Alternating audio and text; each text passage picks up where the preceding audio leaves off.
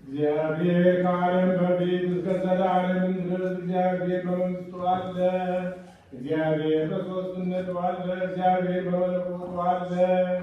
ከጎና ከጽባ በፊት ከመዓልትና ከሌሊት በፊት መላእክት ሳይፈጠሩ እግዚአብሔር በመንግሥቱ አለ።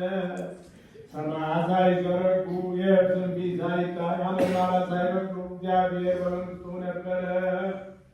ከፀሐይና ከጨረቃ ከከዋክብትም በፊት ከአብርሃምና ከማንያትም መመላለስ በፊት እግዚአብሔር በመንግሥቱ ነበረ።